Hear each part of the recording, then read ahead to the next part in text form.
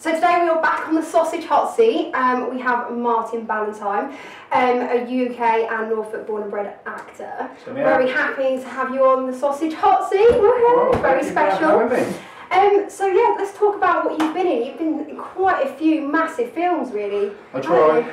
So you've been in The Golden Compass, which is pretty awesome. But Bourne Ultimatum with Matt Damon.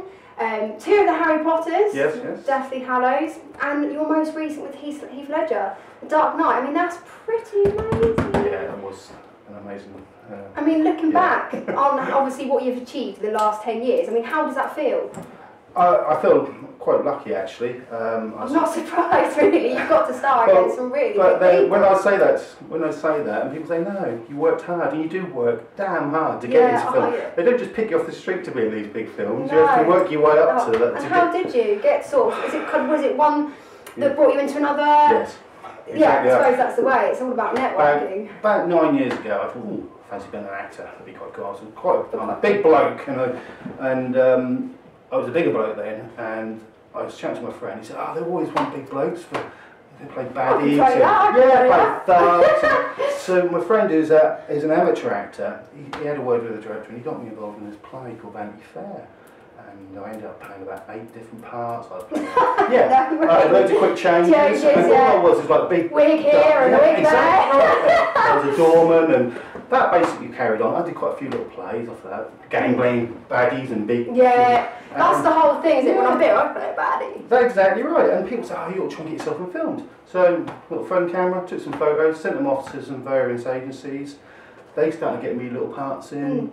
Independent films. Yeah. So my very first film I did was called a film called Cashback, which is like an art house movie. All the art house. Yes. So that's sat there in the pub, drinking and smoking, because you could smoke in pubs back then. I know, them days. And there's all these sort of semi-clad strippers walking around me. I thought, well, this is good, I'm getting paid. I've been given cigarettes, I've been given drink, and I'm in a pub with all these strippers. I thought, this is good. This is living the life, this is the high life. I like being an actor, this is great. So I did that, and then that led to quite a few more little independent films, which was great. And I mean, this is quite good. And the great thing about doing independent films, you actually meet actors on the way up. So I actually worked with James Corden before he was famous in a film called Heroes and Villains. Yeah, lovely guy, and now he's obviously gone on. But what happened was my agent was contacted by another agency because they were looking for a big guy to play what's called a Trollerson in Golden Compass. Right. So what they did is they basically bought me as a commodity across to the agency. Yeah. So I worked, as you said, I worked in Golden Compass. Yeah. Because I was then on their books and they knew of me.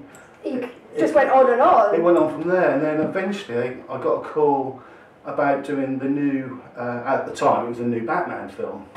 And they actually didn't call it Batman, because they have to sort of hide the title. They called it Rory's First Kiss, which is a code name. Rory's First Kiss? Yeah, which was an in-joke about, I think, one of the second ADs or something. But that's what they do. Yeah, that's what they do. They actually make up fake titles so people don't get wind of this. And is it like putting out for a pilot to see what people, is that what you mean? Well, no, they just do that and they put you in. And then I had an audition, actually with Nolan. Oh, right, yeah, actually auditioned me as playing what's called the Joker's henchman. Which I got the pictures and I got to work with Nolan's, and that was just an amazing situation. Yeah, because that's Warner Brothers, you see. After I'd done that, the Harry Potter people wanted me, because that's Warner Brothers. But that's how it comes on. Yeah. The more you're seen, the more you know. Exactly, It spot you, and it just gets bigger and it keeps rolling, and that is how it is. It's about networking. And in that time, I actually ended up playing a part in a TV series called Kingdom. Yeah, as Jason. As Jason. Yeah. And I've got to thank Stephen Fry, another local man. Hopefully you'll have him on your Awesome man too. I do love Stephen Fry. Because he's such a lovely guy. And because he's, as I say, such a lovely guy, he insisted when we did the first series that everyone had an equity contract. Despite the fact I didn't have an equity card, we all got paid equity rates. And because I had an equity contract, meant I could then get an equity card. So I applied to equity, and then I got my card off the back of Kingdom. Excellent. Because you played in 3, was it 3 series? 3 series and 4 episodes, of which I played Jason twice. I played Jason in the second series and the third series. And in the first series, I just played I can't remember what I was, just a random sort of part. Yeah, but because that's pretty big, the Kingdom. I can actually yeah. remember. I've actually got a photo I'll show you afterwards of me actually in the film. And I loved the part so much, I named my firstborn son after my character, Jason. So. Yeah, so let's talk about you directing. I know that you've done a little bit of that. You do a little bit of writing. I mean, that's pretty good. I directed a film when I was a student a long time ago, going back 97 I think. It's a black and white film. I didn't really know what I was doing. It was a part of course, good fun, and I sort of drew a line under directing. I didn't mind it, but it wasn't the thing. Yeah, but you got to give it a little try. Yeah, exactly. And I mean, I went on and did. The great thing about doing these big films is people want to work with you on these little films. Yeah, they start seeing you. Yeah, exactly. And I was actually doing a signing for Harry Potter, and this guy came up to me and they said, "Oh, do you want to work on something together?" And we ended up doing this thing called Log Time, which was an idea I had for a pilot. I'd approached the BBC and they'd asked me to actually try and make something and send it off to him, so that was fine. But it got to a point where he wasn't happy directing, so I stepped in as a director for that. It's pretty good. Which was quite intense, but it was great fun. Yeah, I can imagine. Yeah, and he went back and did the editing and did everything else, and it was when that was being edited that this other guy, Chris Smith, actually saw it being edited. Great guy, very talented as well, I must mention. And he saw it being edited, and he wanted to work with me, so he contacted me. And because it was already with the BBC, I didn't want to sort of play around and remake that. So we discussed another project, and that ended up being a film called Z-Lister. And yes, I mean, I'm so proud of Z-Lister, and Chris as well directed it, and we wrote it together, and we produced it. And I must say, it is. You've seen it, haven't you? Really good. I did watch it the other day, obviously, and yeah, I think it's absolutely brilliant. I mean, is that a reflection of a time that you went through, Z-Lister? Because it's about an actor that's going through a really tough time, and all it really is about doing signings and things like that. I mean. Was that a reflection? Well, because obviously I've done the Batman films and the Harry Potter films, and people want you to do signings because obviously they're big films. So I've done quite a few signings, and yes, everything you see in Z-Lister basically happened to me. And some of the things are some of the people you meet at these events, and Chris came along. He added like a love story element, so it wasn't just silly things happening. And that was done so well. Yeah, well, it's Chris again. Yeah, he's a very talented guy. Really He's a great guy. Yeah. And yeah, so we've done that, and I'm so proud of it. Like I said, if I never did another film again after watching Z-Lister, it's great. And I've got lots of my friends in it. My daughter's in it. And she played it so well. I mean, looking at her, I just couldn't believe her. I know. She was 14 when she did it. I know, absolutely excellent. She is a little star in the making. Yeah, well, yes. I think maybe I'm biased. She'll be very proud. No, she is, and she's doing drama at school and everything, and photography, and I think she wants to do a bit of modelling. We'll have to chat about that later, maybe. Yeah. So yes, and that's the great thing about doing these things, the big things, because it allows you to do the little things which are more personal to yourself. Because writing is my passion. I love writing. So would you say that's sort of your forte? That is what you want to do? Is me, yeah. Are you going to maybe take a step back from the acting and carry on writing? It sounds such a cliche, but when I write, I never put myself in the main role. I've ended up in the main role twice, purely not by accident, but in Log Time we couldn't get an actor to play the character that I ended up playing, and I was running all the lines with the other actors because that's what you do with the and they basically said, look, why don't you just play it? Because you know it, and that's what we did. Same with Z-Lister. When I wrote Z-Lister, I said to Chris, look, I don't really. He said, no, you've got to be in it. It's about you. You got to be in it. And he twisted my arm, and oh, go on, then. Yeah, I know. That's the thing. Why not? You see these films sometimes. It's written by, starring by, and it's all the same person. Yeah. And I've always said, I maintain that. I don't want to. You need to sort of fresh. It needs to be fresh. You need to mix it up. Well, you do need to a bit, because if not, it looks a little bit too. What's the word? I can't think of the word really. Just say me. I'll do. Yes. But there we go, and I am working with a writer at the moment called Mark Welsh, and this is for? This is for my next project called Ticketer, and I believe you've got a little part in it. So yeah, and Chris, who we spoke about, he's going to be in it with yourself and the little scene. Which I think that's going to be absolutely grand with all of us working together. Yeah, that will be cool. It really is going to be fun. I'm actually really, really excited about it. Wow, but yes, I hopefully. Exciting times ahead. Yes, so have you got anything more planned that you're going to start writing, or well, is that just the thing? We're working on that, and as you can probably imagine, writing anything takes so much, and we read it through, and then I've got to get the crew together, which I'm starting to get together now. So yeah, I mean that's my next project, and I think I've got some parts in some. I think I've been asked to be in a film playing a hotel manager for a. Ooh, lovely. Yeah, well, my personal appearance manager is a writer as well, and his film is actually being made at the moment. So he's asked me to have a small part in that. So I said yes because he's my manager. So I can say. So and I get scripts sent to me quite often, and I have a look, and if I fancy doing it, I do it, which is great. It's lovely to have that kind of control.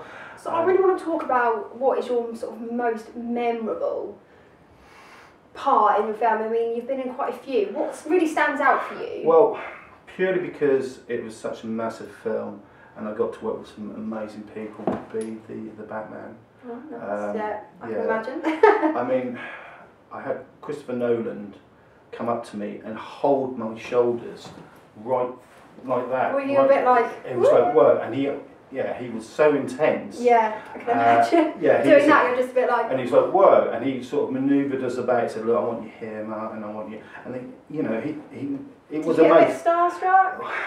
Maybe more with Heath Ledger. Yeah. Oh yeah, well, because I mean, I have the old ciggy now and again, and he smoked, and he would remain in character all the time he was in set. Really? Yeah. So even between takes, he'd sit there like brooding and get really. Because I suppose that's trying to keep that character, don't you? Exactly. You've got, you can't. If you take that head off, then you kind of lose it, don't you? So Well, you've got he to did keep it when he on. went and had a cigarette. So he would go out for a cigarette, and I went So with. sitting there. I went, and at this time you couldn't smoke indoors, so we had to go outside. But you couldn't go too far because there were so many paparazzi. And so we'd actually had a cigarette together. Yeah. And chat, which was so good. But as soon as he'd finished his cigarette, I know. And as soon as he'd finished his cigarette, we'd go back, and then he'd straight back into character. And that was amazing how we do that. I know, such a lovely guy and such a tragic loss. Yeah, it is a big tragic loss. But there we go. But yeah, I think just working on that film, it was some of the best time of my life. So I think that'd probably be mine too. I worked with Heath Ledger. Yeah, that's the thing. It's just, and all the actors. I mean, you read them in the papers, you think they're like different people, but they're just so they nice. are. Yeah. Same as anybody. I do get that. I kind of, obviously I respect, and I look at them and go, well, that's awesome. What they've done. But to me, I've never been kind of because that's the thing. I you see can't them be as like that someone on else. set. Oh no, if you're because on I see them as just human beings. It's just someone else. But obviously, you do think, wow, I chat with Gary Oldman. I mean, nice. He's such a lovely guy. And I chatted to him about his film that he directed, Nil by Maeve. Amazing film, and and you get a lovely conversation about it. If you talk something personal instead of talking about, Sid Nancy or something else that he's quite well known for. But have you ever had it where you've sort of gone up to someone, maybe sort of a very well-known actor, and they've been quite off with you? They've not been the nicest. So they've all been really pleasant. The only one I was told not to talk to, and it wasn't just me; it was everybody. Yeah. And I've never met the guy. He wasn't even there when I filmed the Harry Potter. Was Alan Rickman. Really? But, yeah. Apparently, I mean. What? Because he was. Was he waspy or? Apparently he just wasn't here. He just didn't like to be talked to. Basically, and we were all told, look, chat with everyone, chatting with Daniel Radcliffe, and Green, everyone's lovely. Yeah, and everyone's so nice. He said, if you bump into Alan Rickman, probably best. We were all told that, and fair enough. Yeah, some that's people. What he wants to be like. Fair enough. But I've never. I love him in Die Hard. So to me, he'll always be Gruber, won't he? In Die Hard. So anyway. Okay, so is that enough? Go on. So what advice would you give to people that want to become an actor? Maybe about talking about the writing as well, because you've obviously had quite a lot of hands in different things. Yeah. It is hard. Don't limit yourself, because you've just pointed out. So what do you mean, sort of try your hand at everything? Well, I mean, we mentioned my daughter earlier. I mean, as you know, she's obviously an actress, and she's doing photography, and she's thinking about doing modelling. So there we go. There's like three things which are all in the same ballpark. Yeah. And as in acting, so definitely. You've got your acting, you've got your writing, you've got your directing or producing. So all these things are sort of in the same. And it branches out for opportunity as well, because obviously the more people you meet, the more opportunities you're going to get to do what you want to Exactly. do. I mean, we've met for a signing I was doing. Networking. And there we go. And now Yeah. you're in my next film. How cool is that? And I'm sat on your sausage Hot seat. Yes. Don't forget So the there we sausage go. hot seat. No. Can't forget that. So there you go. It is networking. And that's the thing. I think you've got to be nice. I mean, you can't get away with being horrible in this business. Everyone is so friendly. And the people I've met are just lovely. You know, they were. Yeah. I mean, I think people have got sort of a artistic talent. It's got to be. It is. It's like a lot of us are very creative, and I see that with everyone. They're like, you know, they are. I think there's a misnomer. I mean, I said earlier in the interview that I used to be a lot bigger, and I think people, and me included, to be an actor, you have to look like Brad Pitt or George Clooney. No. They're rubbish. No. There's an abundance of people like that. They want people a little bit different, a little bit more earthy. And I got all my work because of the size and my long hair. Yeah. And most of the roles I did, it depends if you get paranoid about being typecast. It didn't bother me. To me, it was great. I think if you can, if I can say this, it's kind of a bit of a piss take of yourself. And it should be like that. Everything should be really light-hearted, because if you take yourself too seriously in this industry and you become arrogant, you really aren't going to get anywhere. And it's all about personality. It's all about attitude. Yeah, I mean, I had this girl come up to me. I was doing a music video for a local band, and this girl came up to me and said, "Oh, yeah, that chap from Harry Potter." I said, "Yeah, that's right." She said, "Any advice you'd give me?" And I was looking at her, and she was beautiful, absolutely stunning. And I said, "Well, it's really cruel what I'm going to say to you, but you're a very beautiful girl, and unfortunately, as you can see, there's hundreds of very beautiful girls all want to be actresses. And then one will do it for not being paid, and you're up against that. Yeah. And I said, you have to find your niche, something a bit different to get yourself noticed. Because at the moment you're in a sea of lovely, beautiful people. Stand out from the crowd. You have to stand out. Be unique. I don't know what that would be. I mean, you know, I'm a big bloke with long hair. That was my thing. Yeah. There isn't a load of actors my size. Yeah. People want to be actors, you see. So that's why I got so much work, basically being the same character in lots of different things. Really? You use that though and go, well, stuff it, okay, exactly. I'm big, who cares? I'm going to use that. I used to be paranoid about it. When I was younger, I felt a bit self-conscious. And as you say, you use it as... people get into acting for different reasons. A lot of people don't like sort of showing themselves, so they put on a face as an actor does. Persona, what have you. Yeah, and a lot of people do that. I mean, you see some people, they won't be interviewed. I mean, some actors like to be interviewed in character, where an actor likes to be interviewed. I find it quite quirky, and I find it quite strange, but Sacha Baron Cohen. Yeah, it's He's crazy. never been interviewed as himself. I know. He'll be interviewed as Ali G or the dictator, you see, but he won't be interviewed as himself. I don't think any interview exists of him as himself. I know. I'm just kind of like, it's crazy. But then, I suppose sometimes people don't want to be seen as their real them. Exactly. It's always about I've seen that one other interview character. with Rowan Atkinson as himself. I've never seen anything else, because I've seen him in character. Yeah. Mr. Bean, what have you. Yeah. But there we go. So, yes. Brilliant. We are now going to wrap up on the sausage hot seat. It has been very fun. Thank you so much for coming in. It has actually been a pleasure, and I really do look forward to working with you in the future. Definitely. Excellent. Thank you so much. Next time on the sausage hot seat, we have Chris Smith, an independent filmmaker who I actually been working with, a very, very talented guy. So I'm really looking forward to that as well. Martin actually knows Chris too, so it is very, very exciting. Make sure that you subscribe to the YouTube channel, Visual Devotion, Just Aid, watch out.